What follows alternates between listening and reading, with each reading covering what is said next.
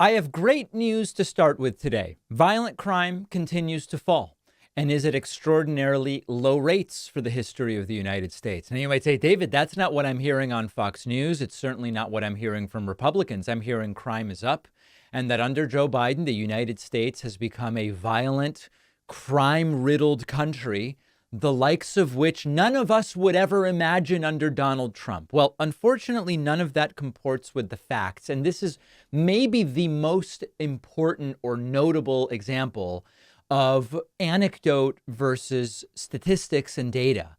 President Joe Biden addressed crime during the State of the Union address, and he said that we have a historically low murder rate from 2023 in the United States, a significant decline in violent crime more broadly, one of the lowest levels in 50 years. And that is absolutely the case. It is also the case that when the overall crime rate goes down, it doesn't necessarily go down everywhere or by the same amount. And if individuals see crime or are the victims of crime, it doesn't really matter to them, understandably, if as a country it is 20% less violent. If you were the victim of a violent crime, you care about it, it still affects you, and that makes sense. But this gets us to public perception versus statistics. And there's a really good ABC News piece, which we will link to, which says U.S. statistics show violent crime dramatically falling. So why is there a rising clash with perceptions? A Trump supporter is quoted as saying, I don't believe the statistics. And there's two elements to this. And one of them that has to be understood is that much like with the border, absent any real coherent substantive policy package from Republicans about exactly what they would do to make the economy even better, right? Because it's already quite good. Absent any real set of ideas that would make voters say, hey, you know what? Those ideas sound better than what we get now. I'll vote for Republicans. They don't have that. So what they have is screaming about the border and screaming about crime, even if both stories don't actually comport with the facts. So one reason why crime is down, but many people say it's up, is they are being propagandized too. They are being lied to because Republicans have nothing else. But let's talk about some more reasonable things to discuss. It is true that if you personally observe crime in your community, even if it's down 15%, right? And it's so hard to sometimes put numbers on this. What does it mean? How many crimes do people normally observe? I don't know. But you could have a situation where if you live in a big city, there is less crime, say 15% less.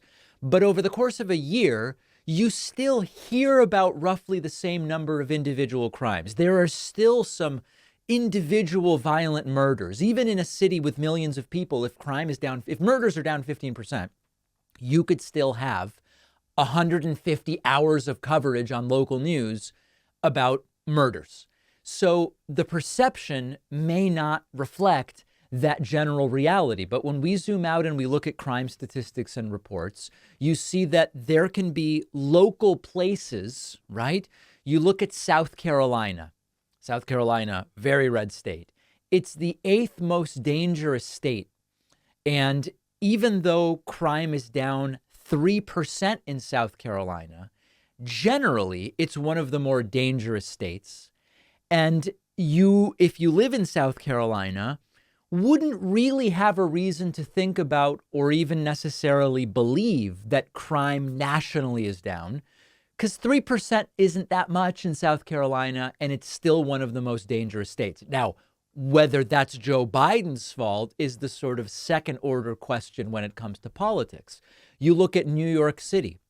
New York City, in terms of crime rates, is far safer than Oklahoma City. But because so much media is based in New York and because so many people live in New York, you still get a ton of individual stories about crime. And the perception can remain that there's a lot of crime in New York. It's consistent. And indeed, even though violent crime is down, during the pandemic, we saw what is called subway crime up. This includes sort of pettier crime. We're not talking about murders, but crime committed on the subway. And then you get the perception that how could New York possibly be any safer? Subway crime is up. Yes, subway crime is up. violent and crime and murders are down. And by the way, when you have millions of people, you'll still get local news that is filled with individual stories about crime. So that's how it becomes a political issue. And despite the numbers, the Republican Party and Trump supporters, absent any serious participation in the political system on policy, as I mentioned, are linking crime with the border and linking all of it with Biden and wrongly claiming it's immigrants, documented and or undocumented, that are committing the crime, even though in reality, the people committing the most crimes in terms of rate are natural born American citizens. So that's a lot of what is going on right here. And it is also true that we have seen a rise in hate crimes, many of them perpetrated by the very right wingers saying they are concerned about crime. When you look at the increased categories of crime, it's hate crimes, including anti-Semitic and anti-Muslim incidents. Now, forget about the fact that, as David Baddiel writes about, Jews don't count as minorities in the minds of many for a lot of different reasons, based themselves in anti-Semitic tropes, which are beyond the scope of this story. That is a type of crime that is up. It's often not violent by normal definitions. It's rarely murder, but we do see more hate crimes, particularly targeting Jews and Muslims. But that is happening at the hands of many of the right wingers who are saying crime's a problem in this country, despite the fact that violent crime is down. So what can be done? I don't know. This is a tough one. Media in general focus on individual high profile events. And that really skews perceptions because, again, as I said, if you normally hear about 4 major high profile crimes on national media and a quarter of local news focuses on crime, you can fill 9 minutes of local news with crime in cities, even if crime is down 90%, because you only need a few stories. So that's one problem, which is media coverage. The other issue is the fact that efforts to reduce crime and their successes rarely get the same amount of coverage.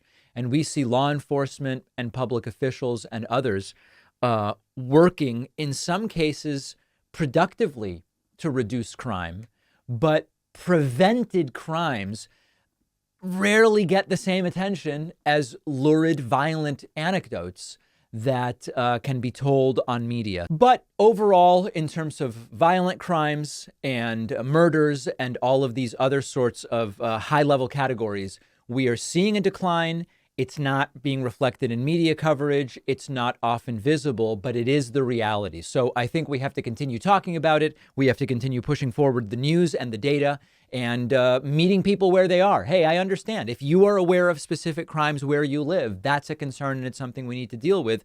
Here's the data overall. This is the reality. It is time to start thinking like voters and to make sure that kids understand the importance of voting, how it works, registering, ballot initiatives, because so many kids just have no idea. That's why I wrote the new children's book, Think Like a Voter. I can think of no better time and no more important group of folks to try to reach. The book is now available at davidpakman.com/book, where, by the way, you can get the first 2 books in the series as well.